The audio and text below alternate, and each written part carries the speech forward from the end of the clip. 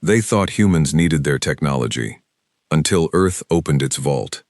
The first alien ship did not come with fire or fear. It came with light. A soft blue glow filled the night sky over the Pacific Ocean, and within minutes, every screen on Earth showed the same message in every human language. The message was simple: we come in peace. We wish to help you grow. That was 3 years ago. Since then, the people of Earth had learned the name of the visitors. They called themselves the Trentari Assembly, a union of many starfaring species who had been traveling the galaxy for thousands of years. They said they had watched Earth from a distance for a long time, waiting for humanity to be ready. Now, they said, humanity was ready to join the wider galaxy. The Trentari were tall, thin beings with gray skin and large black eyes that seemed to hold no emotion at all. They spoke in a calm, steady tone, never raising their voices, never showing anger or joy. To many humans, this calmness felt strange, even cold, but the Trentari brought gifts. They brought medicine that cured diseases doctors had fought for centuries. They brought clean energy that could power a city for a year with almost no waste. They brought promises of star travel, of new worlds, of a future beyond anything humans had dreamed. In exchange, they wanted very little, or so they said. They wanted access to Earth's raw materials. They wanted permission to build listening stations in orbit. They wanted humanity to sign a treaty called the Development Pact, which would slowly bring Earth's technology up to galactic standard, guided by the wisdom of the Assembly. Most nations agreed quickly. Who would say no to cures for cancer, to clean rivers, to a future without hunger? The world leaders signed the papers in a great hall in Geneva, cameras flashing, crowds cheering outside. It seemed like the beginning of a golden age, but not everyone in that room was as trusting as they appeared. Ambassador Elena Reyes stood near the back of the hall that day, watching the Trentari delegate speak. His name was Vorn Kesh, and he wore a long silver robe that seemed to shimmer even under the dull lights of the conference hall.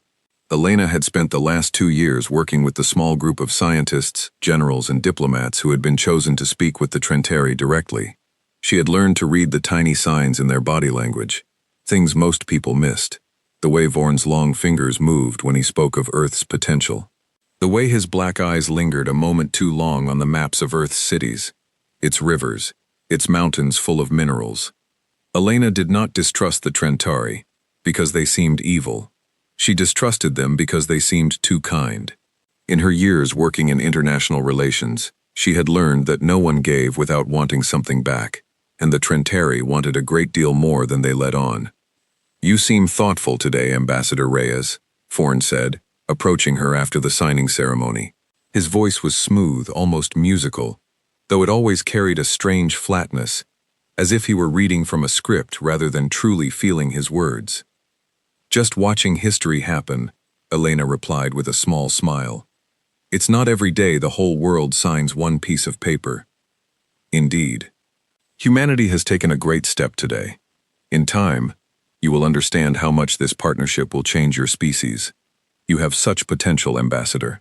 Such raw, untapped potential. He said the word potential, the way a farmer might speak of a field ready for harvest. Elena kept her smile steady. "We're grateful for the help," she said, and she meant it, at least partly. The cures, the clean energy, these things were real, and they were saving lives, but gratitude and trust were not the same thing. Over the following months, the Trentari began setting up their stations. Orbital platforms appeared above every continent, sleek and silver, humming with quiet energy. Trentari scientists worked alongside human researchers, though it quickly became clear that the sharing of knowledge only went one way. Human scientists were shown how to use Trentari devices, but never how they were built. Human engineers were given blueprints for basic machines, but the deepest secrets of Trentari technology, the drives that let their ships cross light years in months, the shields that could stop a missile without a scratch, these remained locked away. "It's for your own safety," Vorn explained once, during a tour of a new orbital station above Earth. He walked beside General Marcus Webb, the highest-ranking human military officer, allowed direct contact with the Assembly. "Your species is still young, Advanced technology in inexperienced hands can be dangerous, both to yourselves and to others. We have seen this happen before, with younger species who moved too fast. General Webb nodded slowly, his jaw tight. He was a broad-shouldered man in his 50s, with gray hair cut short, and eyes that had seen more of the world's conflicts than he liked to remember. "Of course," he said. "We understand," slow and steady. But later that night, in a private meeting room deep beneath a mountain in Colorado, Webb sat across from Elena Reyes and a dozen other members of a group that few people on Earth knew existed. This group had no official name in any public record. Internally, they called it the Steering Committee. Its members were scientists, generals, engineers, and leaders from every major nation, brought together not by politics, but by a shared and quiet concern. "They're not sharing anything real," Webb said, tapping his fingers on the table. "Cures for diseases, sure. Clean power, yes. But nothing that would let us build our own ships, our own weapons, our own defenses. Every gift comes with a leash attached." "That's not surprising," said Dr. Amara Okafor, a physicist who had spent the last year studying Trentari energy systems. "Every advanced civilization that meets a younger one does the same thing, historically speaking. You don't hand a child a loaded gun. But there's something else. I've been studying the patterns of their resource requests. They're not just curious about our minerals, they're mapping something specific.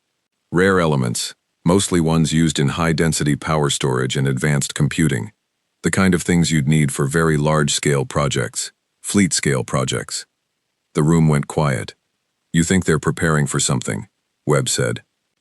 "I think," Amara said carefully, "that the Trentari Assembly did not come to Earth simply to help a young species grow.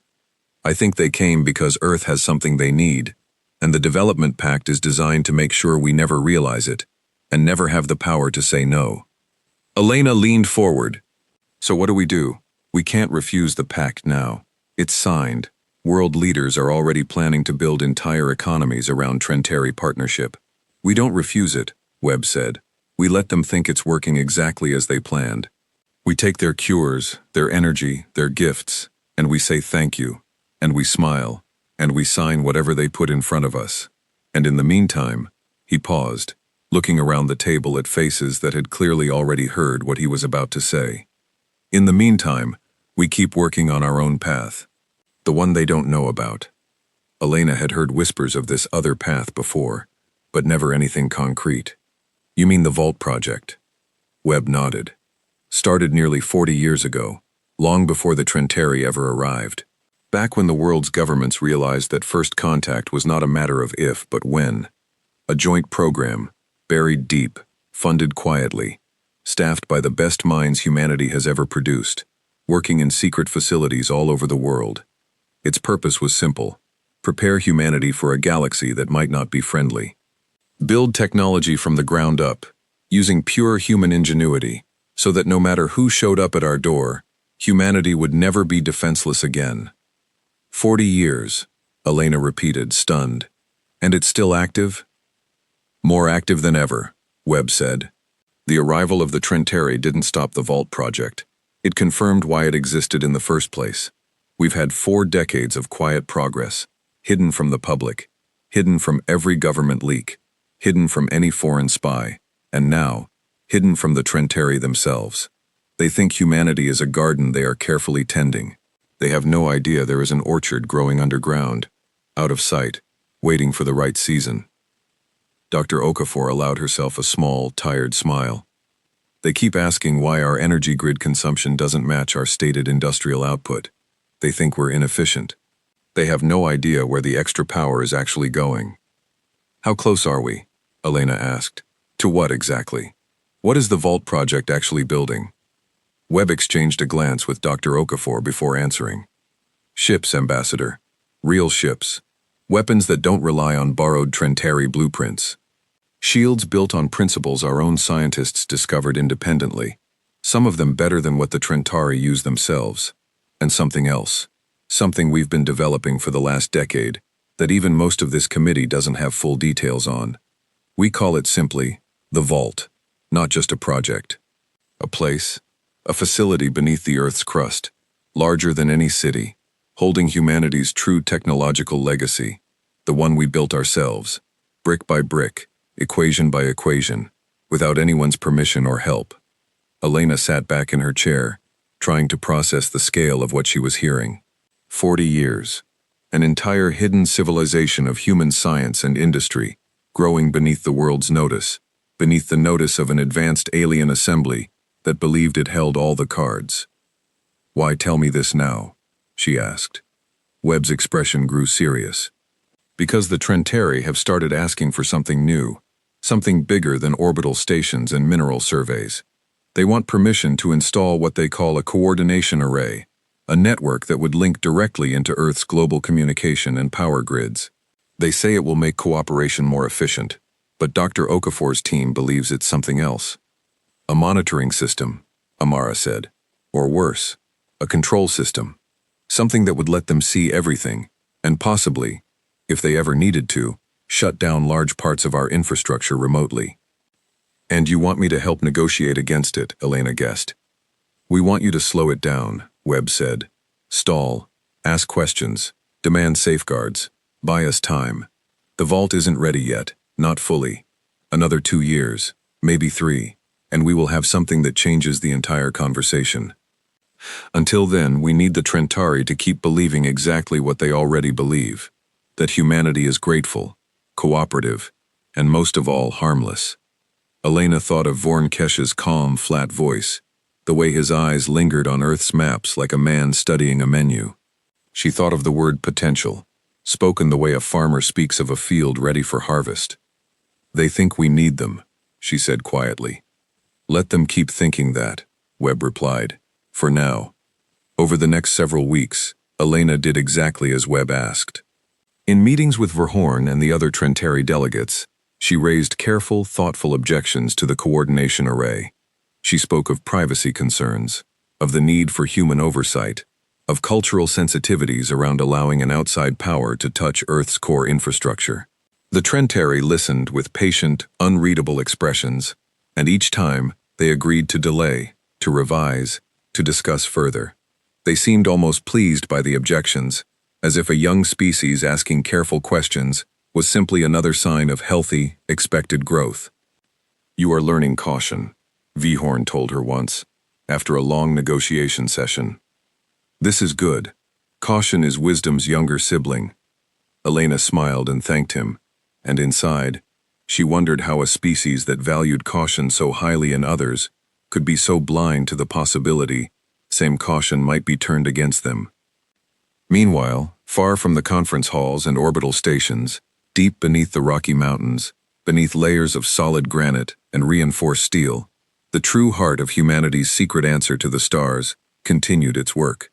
Engineers walked through vast chambers lit by soft white light, chambers filled with half-finished hulls of ships unlike anything the public had ever seen.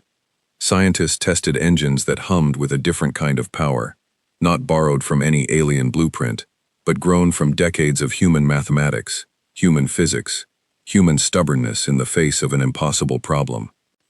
They called the place, simply, the Vault, and every person who worked there understood one basic truth, spoken quietly among themselves during long night shifts, over cups of coffee in underground cafeterias. The galaxy had come to Earth expecting to find a child. What it was about to find, when the time was right, was something else entirely. Above ground, the world continued to celebrate its new alliance with the stars. Cities lit up with new Trentari-inspired architecture. Schools began teaching Trentari history alongside human history.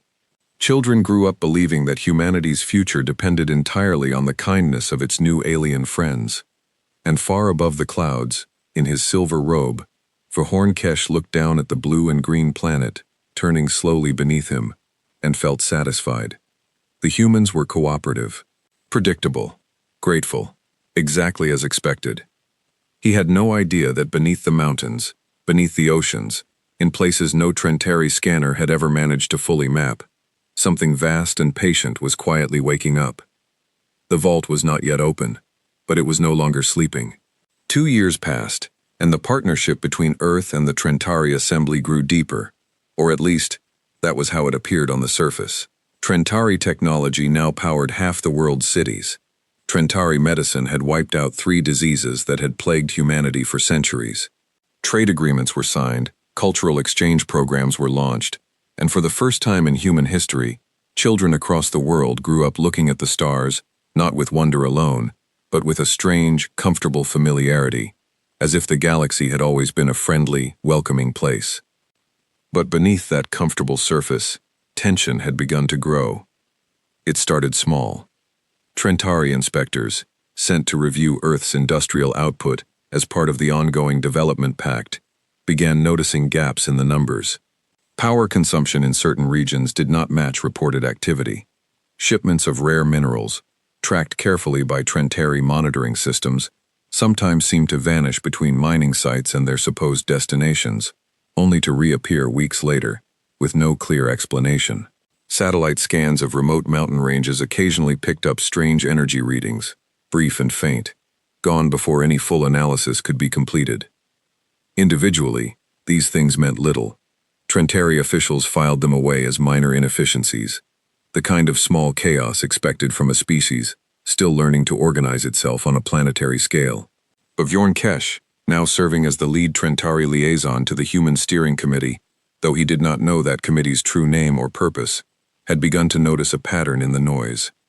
He raised the matter carefully during a private meeting with Ambassador Elena Reyes, in a quiet lounge aboard the largest Trentari orbital station above Earth. "Your industrial reports show consistent, steady growth," Vihorn said, studying a data screen that hovered in the air between them, filled with softly glowing numbers. "And yet, certain regions show power usage that does not match any registered activity. Mining outputs that arrive later than logistics would suggest is possible. These are small things, Ambassador, but small things sometimes point to larger truths." Elena kept her expression calm, though her heart beat a little faster. She had spent 2 years learning to hide exactly this kind of moment. "Bureaucracy," she said simply. "Ask any human government worker, and they'll tell you record-keeping is not always perfect. We're a big, messy species, Vihorn. Numbers don't always add up cleanly. I'm sure your own history had its share of confusion during early stages of unification."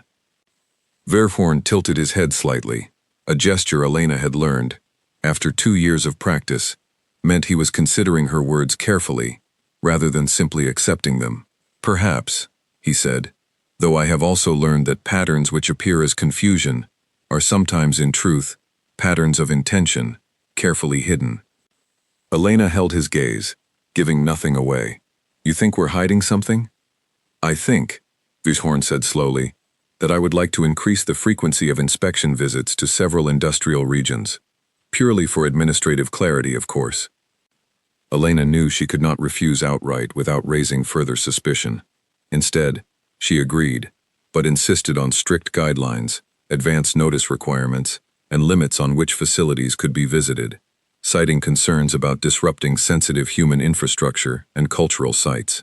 Vorn accepted the conditions, though something in his flat, calm eyes told Elena that his patience, whatever patience meant to a being like him, was beginning to wear thin. That night, deep beneath the Rocky Mountains, General Webb called an emergency meeting of the steering committee. "They're getting closer," he said, standing at the head of the table, arms crossed. "Not to finding the vault itself, not yet, but close enough to know something doesn't add up. We need to accelerate the timeline." "Accelerating means risk," Dr. Okafor warned. "The final integration tests on the primary fleet aren't complete. The shield generators are still showing power fluctuations under heavy load. If we rush this, we could be showing the Trentari half-finished technology instead of our best work." "I understand the risk," Webb said. "But I understand the alternative risk better. If they find the vault before we're ready to reveal it on our own terms, we lose all control over the story. Right now, they think we're a slow, disorganized, dependent species. That belief is our greatest advantage. The moment they suspect otherwise, that advantage disappears, and we don't yet have the strength to stand fully on our own if that happens too soon." Elena spoke up from her seat near the end of the table. "There's something else you should know. Vehorn mentioned wanting to increase inspection visits. I managed to add restrictions, but it won't hold forever. And there's growing pressure from other Trentari officials, ones higher up than Vorn, who are starting to ask why humanity, after 5 years of partnership, still hasn't fully adopted the coordination array. They're starting to wonder if human hesitation is simple caution or something more deliberate. Webb rubbed his temples. How much time do you think we have? Months, Elena said. Not years. If we want to keep them fully in the dark, we need a better story than bureaucratic inefficiency. Something that satisfies their curiosity without revealing the truth. Dr. Okafor thought for a moment before speaking. What if we let them find something? Not the vault itself, not the fleet, not the true scale of the project, but something smaller. A single facility, an early generation piece of technology, something impressive by human standards but far behind what the Trentari themselves possess. Let them believe they've uncovered our secret, a modest human research program working independently on basic energy systems. It would explain the power discrepancies, it would satisfy their suspicion, and it would keep the true scale of the vault hidden, because they would have no reason to suspect there's something far bigger buried beneath what they've found. Webb considered this for a long moment. A decoy, he said finally. Not a lie exactly, just an incomplete truth. Humans have been doing that with each other for thousands of years, Elena said dryly. Might as well see if it works on someone from another galaxy. The plan was set into motion over the following weeks. A small, real research facility, one that had been part of the early stages of the Vault project decades earlier, but had since been replaced by far more advanced sites, was quietly reactivated and staffed with cover personnel. Its technology was genuine but deliberately limited, roughly 2 generations behind what the deepest levels of the Vault now contained. It was, in truth, a museum of humanity's earlier progress, dressed up to look like an active secret. When Trentari inspectors, led personally by Verhorn Kesh, arrived to investigate one of the flagged industrial regions in the mountains of Switzerland, they were guided, through a series of carefully engineered coincidences, toward discovering the facility. Elena stood beside Verhorn as his inspection team moved through the halls of the decoy site, their scanning devices humming softly as they studied humanity's secret energy research. Verhorn examined a wall display showing early prototypes of compact fusion reactors, technology that, while impressive to human eyes, was laughably primitive compared to what the Trentari themselves used daily.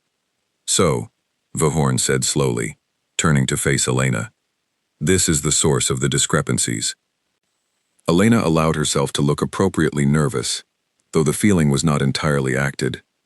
We wanted to develop some of our own energy solutions, she admitted, not to compete with the assembly, just to understand things for ourselves, to not be entirely dependent. I hope you can understand that. No offense intended toward the assembly's generosity. For a long moment, Verhorn said nothing, studying the room, studying Elena's face with those flat black eyes. Then, slowly, something in his posture relaxed, just slightly. Curiosity is natural for a young species, he said finally. There is no offense in a child wishing to understand how a toy works, even one given by a caring guardian. This technology, he gestured toward the reactor displays, is decades behind assembly standards, charming, in its own way, a reminder of how far you have already come, and how far you still have to go. Elena bowed her head slightly, playing the role of a slightly embarrassed but proud representative of a species eager to please. We appreciate your understanding. I will report this as a minor, harmless research initiative, Warren said. Though I would recommend, for the sake of trust between our peoples, greater transparency in the future. Hidden things, even innocent ones, tend to create suspicion, Ambassador, and suspicion, once planted, is difficult to fully remove. Understood, Elena said. We'll do better. As the inspection team left the facility, Elena allowed herself a small breath of relief, though she knew the danger was far from over.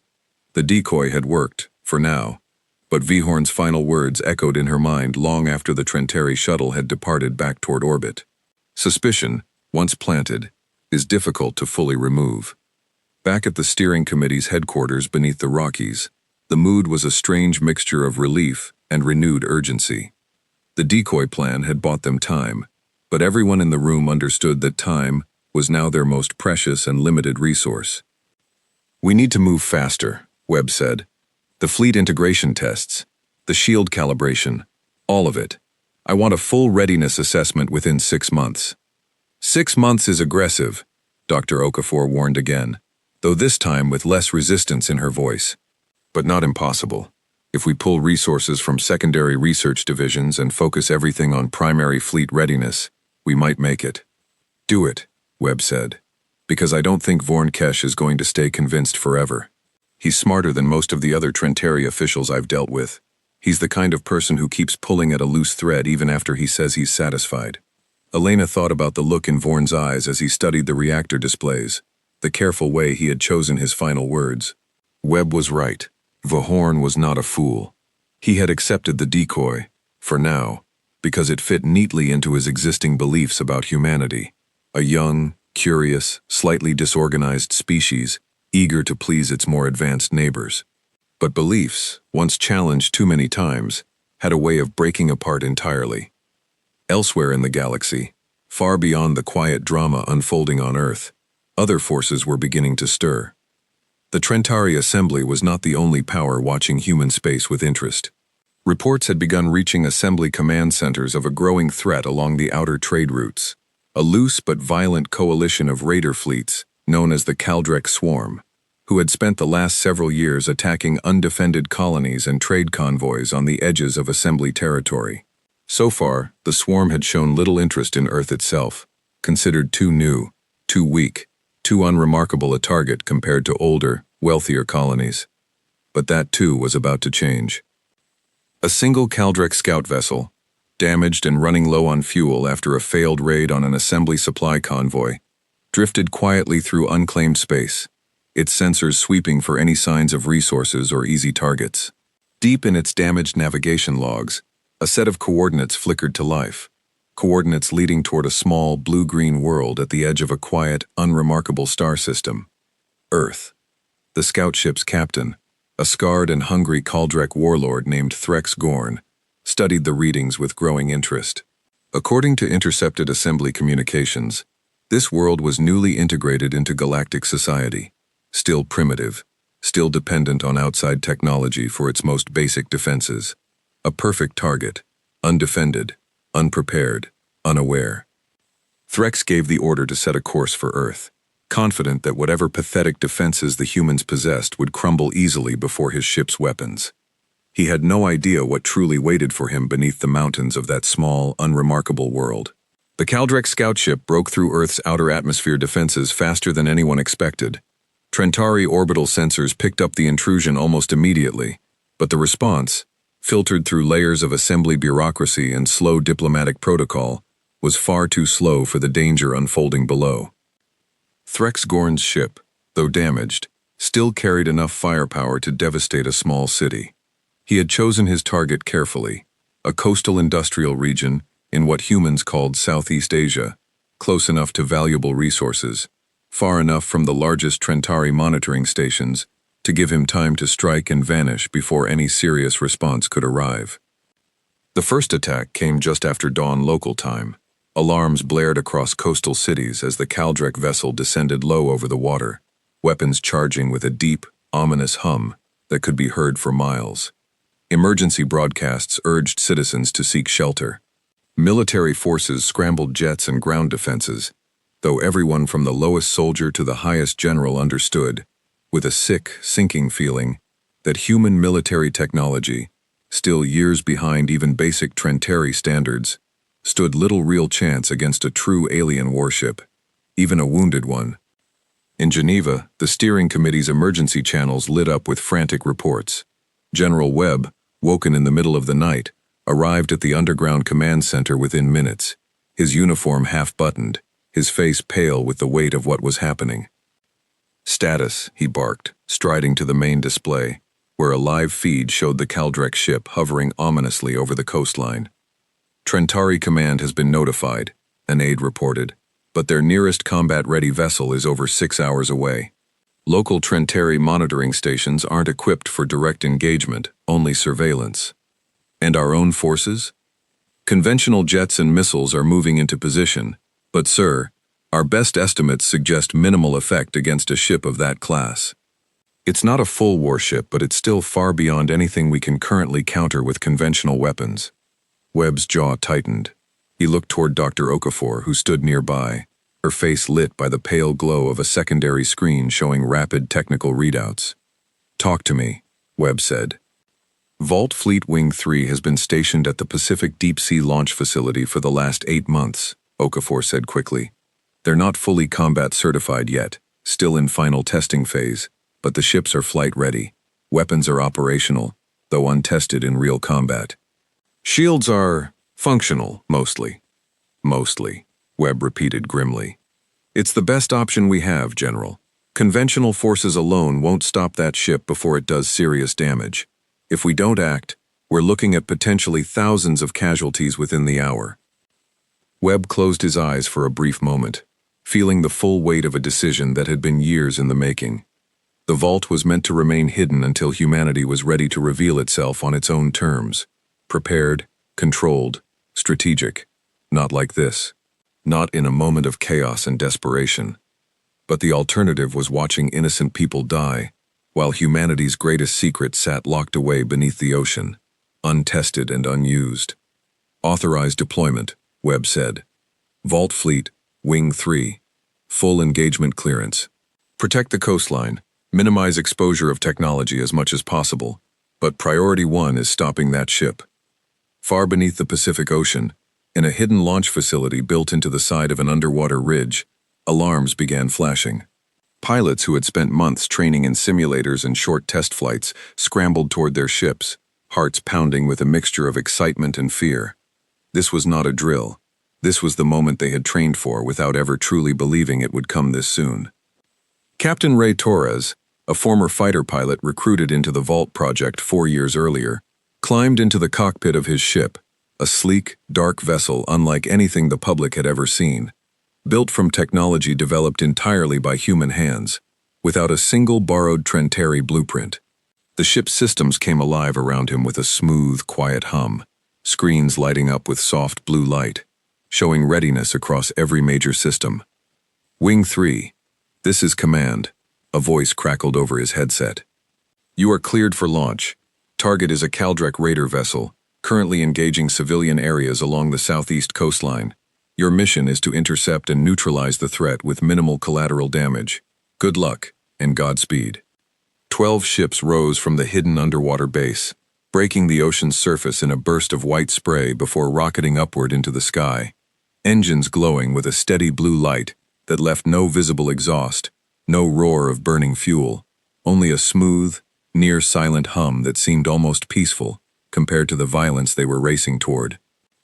Above the coastline, Threxgorn's ship continued its assault, weapons tearing through empty industrial buildings that had been evacuated just in time, though the warlord's patience was beginning to wear thin at the lack of easy plunder. He had expected resistance, perhaps a handful of outdated jets, easily destroyed. He had not expected the sky itself to suddenly fill with 12 fast-moving objects, converging on his position with terrifying precision. "Report," Threx snarled at his weapons officer, watching the strange new signatures appear on his scanners. "Unknown vessels, Warlord, not matching any known assembly design. Weapons signatures suggest independent human origin." Threx let out a harsh, barking laugh. "Impossible. These primitives barely have working satellites." But his laughter died quickly, as the first volley of human weapons fire struck his ship's shields, causing them to flare and crackle, with far more force than he had anticipated. His sensors screamed warnings, as shield integrity dropped by nearly 15% from a single exchange. "Return fire," he shouted. "Target the lead vessel." The battle that followed was unlike anything the Kaldrek warlord had ever experienced. Captain Torres led his squadron in tight, precise formations, weaving through incoming fire with a grace born of countless simulation hours, combined with genuine human instinct and adaptability. The Vault ship's shields, though still imperfect, held far longer than expected, absorbing blow after blow while their own weapons steadily chipped away at the raider vessel's defenses. "Their shields are stabilizing under stress," Dr. Okafor reported back at command, watching real-time data streaming in from the battle. "Better than our simulations predicted. Weapons output is consistent. General, I think we might actually be winning this. Webb watched the display with a tight, controlled expression, refusing to let hope show too openly. Not yet. Keep them focused, he said. Tell Torres to draw the fight further out to sea if possible. Less risk to civilians. Torres, hearing the order relayed through his headset, banked his ship hard, drawing Threx's vessel further from the coastline in a desperate chase across open water. The Kaldrek warlord, driven by rage and wounded pride, took the bait, pursuing the human squadron with reckless aggression. It proved to be his final mistake. With the raider ship now fully exposed over open ocean, away from any risk to civilian areas, Torres gave the signal for a coordinated strike. All 12 ships converged their fire on a single point along the Kaldrek vessel's damaged hull, the same section that had been weakened during its earlier escape from assembly forces. The combined assault tore through the ship's failing shields and struck deep into its internal systems, triggering a chain of explosions that lit up the morning sky in brilliant orange and white. Threxgorn's ship broke apart over the Pacific Ocean, its wreckage scattering across the waves as emergency escape pods, only 3 of them managing to launch successfully, tumbled down toward the water below. Cheers erupted in the underground command center as the threat display finally went dark. Webb allowed himself a long, slow breath, the tension in his shoulders easing for the first time in hours. "Recover the survivors," he ordered. "Quietly. I want them contained and questioned before word of this reaches anyone outside this room." But containing the truth proved far harder than containing 3 battered Kaldrek survivors. Trentari monitoring satellites, though too slow to intervene in the battle itself, had captured detailed sensor readings of the entire engagement. Within hours, the data reached Assembly Command, and within a day, it reached the private office of Speaker Vihorn Kesh. Vihorn stared at the readings for a long time, studying the flight patterns, the weapon signatures, the shield strength recorded in the final moments of the battle. 12 unknown vessels, human in origin, engaging and destroying a Kaldrek raider ship with a level of coordination and technological capability that should have been decades beyond humanity's current, publicly known progress. He thought of the modest research facility he had inspected 2 years earlier, the primitive fusion reactors, the careful, embarrassed explanation from Ambassador Elena Reyes. He thought of the countless small discrepancies he had noticed and dismissed over the years, power readings that didn't match, resources that disappeared and reappeared, questions that were always answered just convincingly enough to satisfy him, but never quite enough to fully remove his doubt. Suspicion, once planted, is difficult to fully remove, he had told Elena all those months ago. He had not fully understood, at the time, just how right he had been. Vihorn called for an emergency session with the Assembly High Council, and within the hour, a formal request was sent to Earth's government, demanding an immediate and complete explanation for the events over the Pacific Ocean. In the underground command center beneath the Rockies, Elena Reyes read the formal Trentari inquiry with a heavy heart, knowing that the careful game of half-truths and clever distractions they had played for years was finally, inevitably, coming to an end. "They know," she said quietly, looking up at Webb. "Or at least, they know enough to stop believing our excuses." Webb nodded slowly, his expression a strange mixture of grim acceptance and something else, something that looked almost like relief. "Then it's time," he said. "Time to stop hiding, and start showing them exactly who we really are." Elena felt a slow chill run down her spine, not from fear, but from the sheer weight of the moment. Years of careful secrecy, years of quiet development beneath the mountains and oceans of Earth, all of it building toward a single point, a single choice that could no longer be delayed. "Prepare the announcement," Webb said, turning to address the full steering committee. "It's time to open the vault." The Trentari High Council convened aboard their flagship, a massive vessel that hung silently in orbit above Earth, its hull lined with soft golden lights, visible even from the ground on clear nights. Speaker Vihorn Kesh stood before a semicircle of senior council members, each one an elder statesman of the assembly, their gray faces calm as always, though the tension in the room was clear, even without any change of expression. "Explain to us again," said Councillor Draith, the eldest member present, her voice slow and deliberate. How a species, you personally certified as technologically dependent, managed to build and deploy 12 advanced combat vessels capable of destroying a Kaldrek raider ship, without a single sign of this capability appearing in 5 years of monitoring. Wuthorn kept his composure, though internally, he felt something he rarely experienced, a deep and uncomfortable sense of having been outmaneuvered. I do not have a full explanation, Counselor, only theories.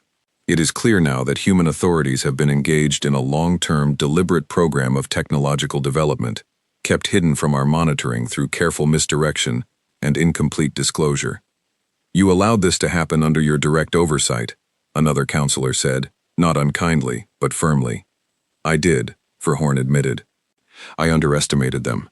I believed, as we have believed of every young species we have guided before, that their curiosity and independence would remain within predictable limits. I was wrong. Counselor Draith studied him for a long moment. What do you recommend? Direct confrontation, Wuthorn said. A formal demand for full transparency, backed by the clear evidence we now possess. If they refuse, we consider further action. But I would advise caution, counselors. A species capable of hiding an advanced military program of this scale for years, right beneath our observation, is not a species we should treat carelessly.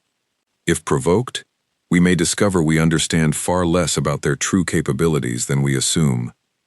The Council debated for hours, weighing options that ranged from diplomatic pressure to more serious consideration of a limited show of force to reassert Assembly authority. In the end, the decision was made to send a formal delegation directly to Earth's surface, led by Verhorn himself, to demand a full and immediate explanation, backed by the implicit threat of the Assembly's much larger, far more powerful main battle fleet, currently stationed several systems away, but capable of arriving within weeks if summoned. On Earth, the steering committee had been preparing for exactly this moment. They're sending Verhorn directly, Elena reported, reading the latest diplomatic transmission. Formal demand for a face-to-face meeting, full disclosure, no more delays. And a not-so-subtle mention of their main fleet's readiness to intervene if they're not satisfied with our answers. Webb nodded, unsurprised. Then we give them their answers, all of them. It's time. 3 days later, Verhorn Kesh descended to Earth's surface for the first time in his tenure as Assembly liaison, arriving not at the familiar conference halls of Geneva, but at a newly revealed location deep within the Rocky Mountains, a massive surface entrance that had, until that day, appeared on every official map as nothing more than an unremarkable research outpost. He was greeted by Ambassador Elena Reyes and General Marcus Webb, both dressed formally, both carrying themselves with a quiet confidence that Verhorn found unfamiliar and, if he were honest with himself, slightly unsettling. Speaker Kesh, Elena said, extending a hand in the human gesture of greeting. Welcome to the vault. Verhorn studied the massive blast doors before them, easily large enough to allow the passage of full-size starships, and felt, for the first time in his long service to the Assembly, a genuine flicker of uncertainty. This facility does not appear in any records shared with the Assembly, he said. No, Webb agreed simply. It doesn't, shall we? The blast doors opened slowly, revealing a passage that descended deep into the mountain, wide enough for vehicles, lined with soft lighting that illuminated smooth, reinforced walls, stretching far beyond what any surface facility should reasonably require.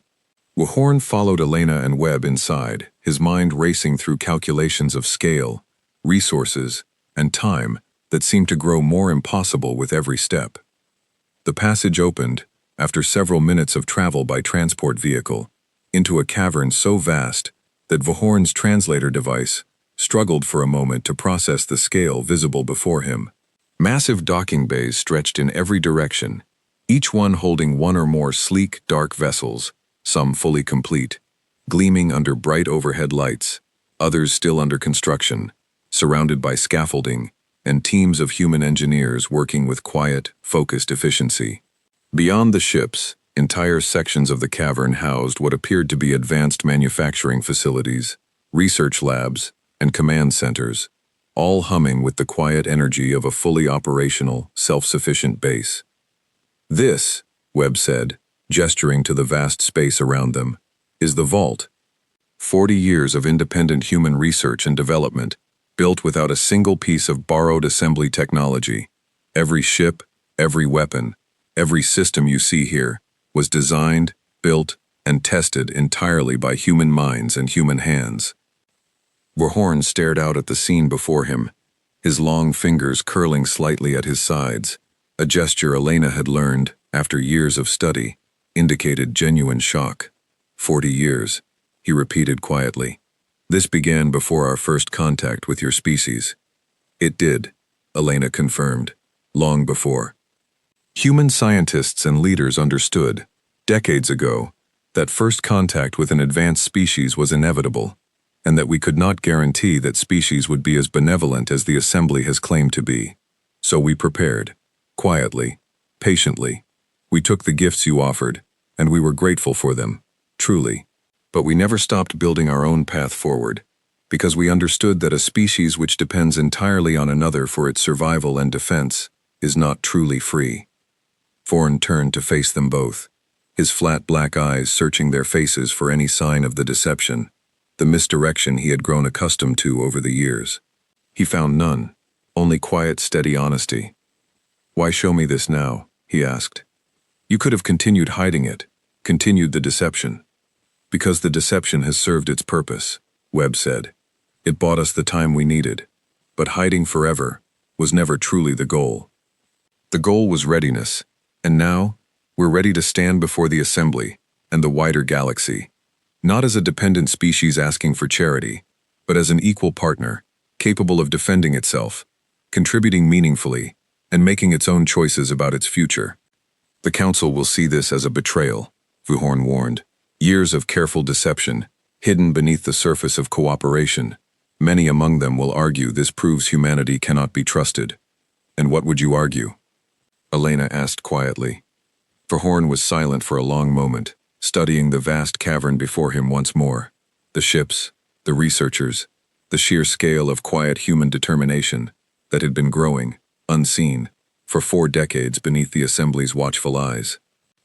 "I would argue," he said slowly, "that a species capable of such patience, such discipline, such long-term vision, achieved not through borrowed knowledge, but through independent effort, is not a species to be feared or punished. It is a species the Assembly should have taken seriously as an equal from the very beginning, rather than assuming its worth could only be measured by its dependence on others." Elena felt a small, cautious hope stir in her chest at his words. "Does that mean you'll help us present this to the Council fairly?" "I will present the truth," Verhorn said. "Whether the Council chooses to see it as betrayal or as strength will not be my decision alone to make. But I believe, having stood here and seen this with my own eyes, that dismissing humanity's achievement here would be a far greater mistake than acknowledging it honestly." Over the following days, Verhorn returned to the Assembly flagship carrying detailed reports and recordings from his visit to the vault. The Council's reaction was, as expected, deeply divided.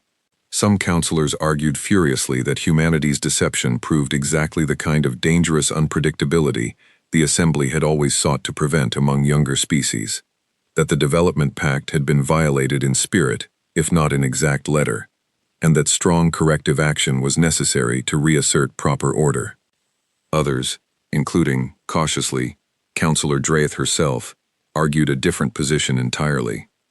"We came to this world expecting to find children," Draeth said during a tense council session, "eager for guidance, dependent on our wisdom and technology.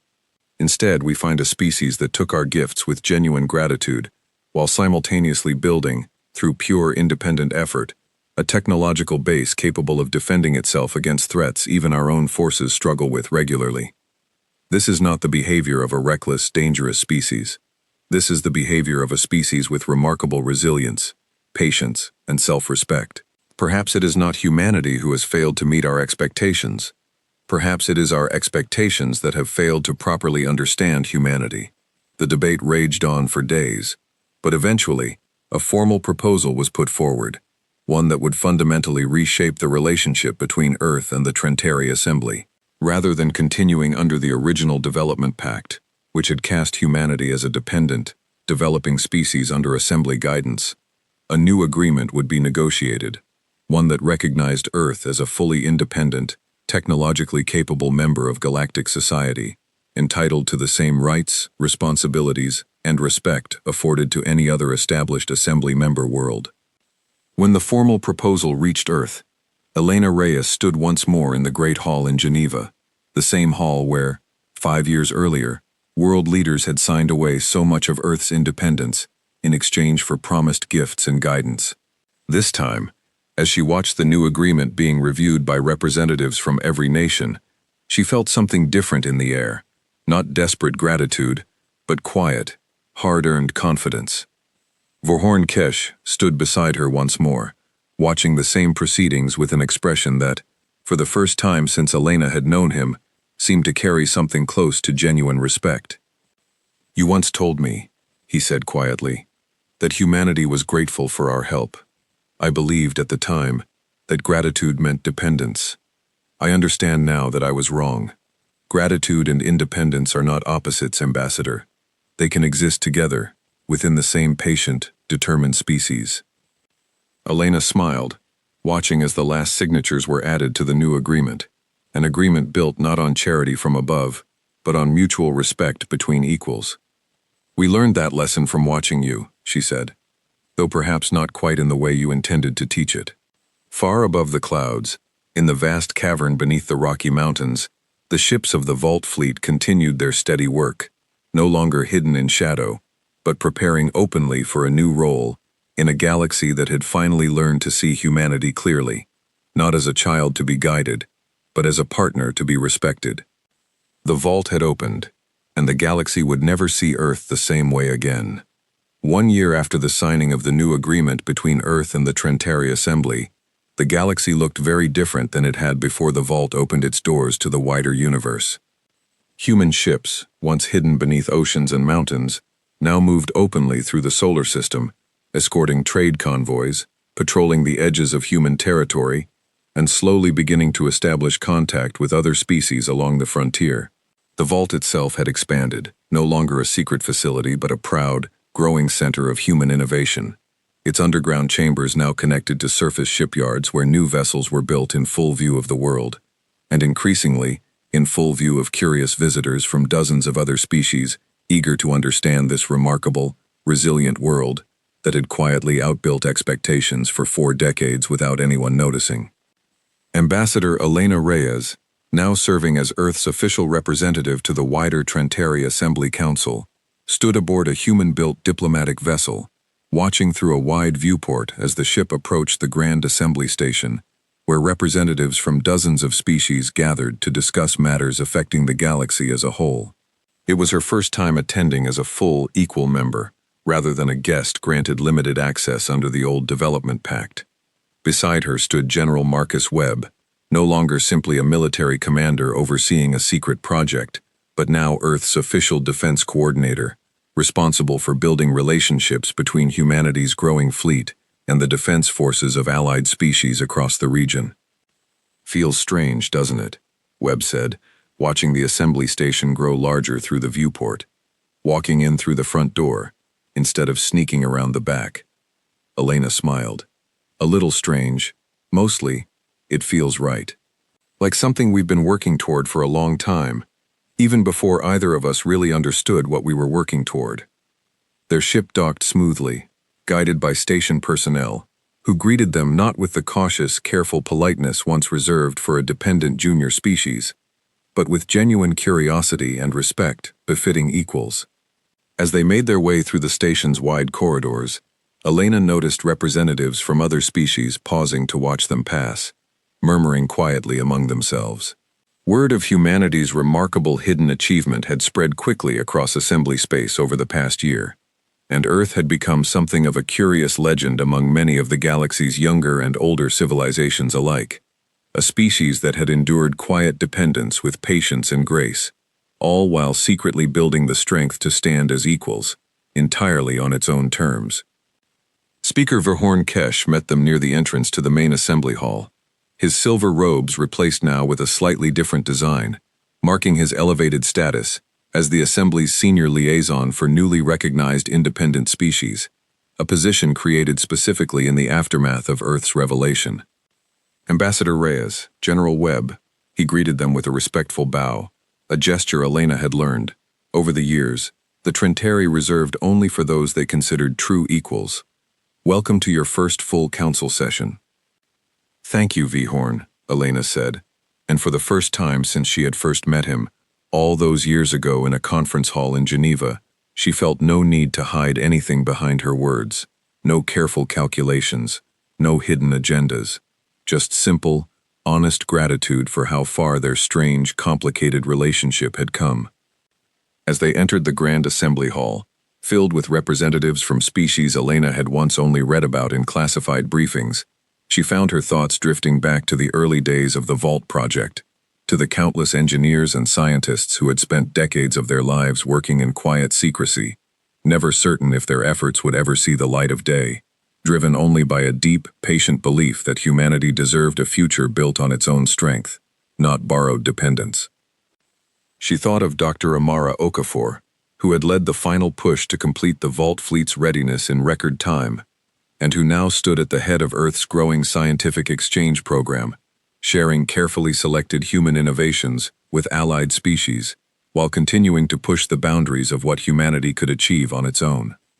She thought of Captain Ray Torres, whose steady leadership during that first desperate battle over the Pacific Ocean had proven, in the clearest possible terms, that humanity's quiet decades of preparation had not been wasted effort, but the foundation of something the galaxy would need to reckon with for generations to come. And she thought of the countless ordinary people across Earth, factory workers, engineers, farmers, teachers, parents, children, who had lived their entire lives believing their world's future depended entirely on the kindness of distant strangers from the stars, never knowing that beneath their feet, humanity's own strength had been growing steadily all along, patient and unseen, waiting for its moment. The council session began with formal introductions, each species representative rising briefly to acknowledge Earth's new position among the Assembly's recognized independent worlds. When it came time for Elena to speak, she rose slowly, feeling the weight of the moment settle comfortably across her shoulders, not as a burden, but as a quiet source of pride. Representatives of the Assembly, she began, her voice steady and clear across the vast hall. 5 years ago, my species was offered a choice. We could accept the gifts of a more advanced civilization, and in doing so, accept a future defined entirely by dependence on others. Instead, we chose gratitude without surrender. We accepted your help where it truly helped us, and we quietly, patiently, built the strength to stand on our own, because we believed, as I think many of you also believe about your own worlds, that true partnership can only exist between those who stand as equals, not between a guide and a follower. She paused, letting her gaze move slowly across the gathered representatives, dozens of species who had traveled the stars for centuries, some for millennia, long before humanity had even dreamed of leaving its own world. We are still young by the standards of this assembly, Elena continued. We have much still to learn from all of you, and we hope, in time, to offer knowledge and friendship in return, as true partners rather than dependents. But we hope you will also understand something important about our species, something that has guided us through every difficult step of our recent history. Humanity does not simply wait to be given a future. We build it, quietly, patiently, and with a determination that, I hope, will serve not only our own world, but the wider galaxy we are now proud to call our neighbors. A quiet murmur passed through the assembly hall, not of doubt or suspicion, but of something closer to respect, perhaps even quiet admiration. Councillor Draith, seated among the assembly's senior leadership, offered a slow, deliberate nod toward Elena, a gesture that, from a species as reserved as the Trentari, carried significant weight. After the session concluded, Verhorn found Elena and Webb near the hall's main viewport, both gazing out at the vast, star-filled expanse beyond the station, a view that had once seemed impossibly distant to a species confined to a single small world. You spoke well, Verhorn said. I believe the Council's perception of humanity has shifted permanently, from this day forward. It's not just about perception, Webb said. It's about what comes next. We've spent 40 years building the vault in secret, preparing for threats we couldn't fully predict. Now that we're standing in the light, the real work begins. Building real partnerships, real trust. Not because we're forced to depend on others, but because we choose to work together, as equals. Vorn considered this for a long moment, his flat black eyes reflecting the soft starlight from beyond the viewport. When my people first traveled to your world, we believed we were bringing enlightenment to a struggling primitive species. I understand now that we were, in many ways, simply meeting a mirror of ourselves, a species capable of the same patience, the same long-term vision, the same quiet determination that first allowed the Trentari to build our own place among the stars, many centuries ago. Perhaps that is why, despite everything, I find myself glad that Earth chose the path it did. A galaxy filled only with dependent, compliant worlds would be a far smaller, far less interesting place than the one that now includes humanity as a true equal partner. Elena smiled, watching the distant stars stretch out endlessly before them. Then I suppose it's fortunate for both of us that we opened the vault when we did. Fortunate indeed, Vahorn agreed. Though I suspect, Ambassador, that fortune had very little to do with it. Only patience, discipline, and the quiet strength of a species that never truly needed our permission to become something remarkable. As the assembly station drifted quietly through the vastness of space, humanity's journey among the stars was only just beginning. New alliances would need to be built, new challenges, from rival powers, hidden threats, and the endless mysteries of a galaxy far larger than any single world could ever fully understand, waited ahead on the horizon. But for the first time in its history, humanity would face that future not as a dependent, struggling species, desperate for the guidance of others, but as a proud, capable, and determined partner among the stars, standing firmly on the strength of its own quiet, patient, and remarkable achievement. The vault had opened, and Earth had finally, truly, taken its place among the stars.